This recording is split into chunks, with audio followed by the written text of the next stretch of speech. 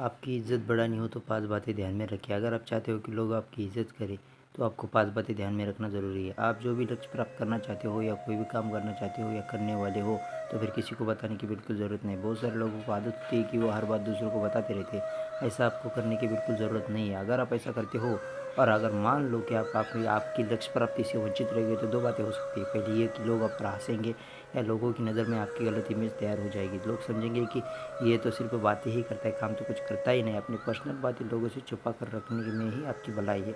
कमान से निकला तीर हो या बंदूक से निकली गोली हो या ज़ुबान से निकली लब वापस नहीं लौटते। इसलिए अपनी ज़ुबान का सही इस्तेमाल करें। जितनी ज़रूरत है उतनी ही बात करें। अगर आप ज़्यादा बात बोलते हो तो फिर आपकी प्रतिमा दूसरों के सामने मैली होकर आपका प्रभाव उस पर नहीं पड़ेगा।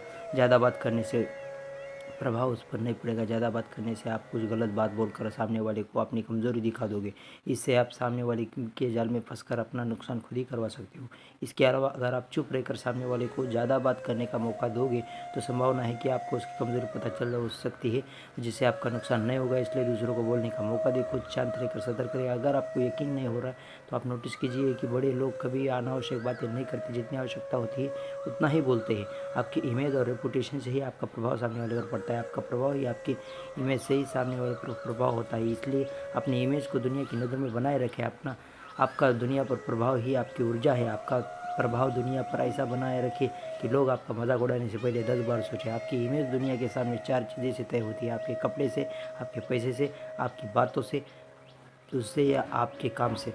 आपके पास पैसा हो तो सभी पूछते हैं, इसलिए मेहनत कीजिए, पैसा कमाइए, अपने काम के प्रति ईमानदार रहे, राजा की तरह जी लीजिए।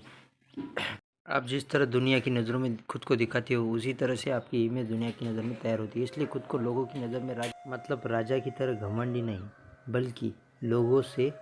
बल्कि खुद को लोगों से कम मत समझिए। अगर आप खुद को कम समझोगे तो लोग भी आपको कम समझेंगे।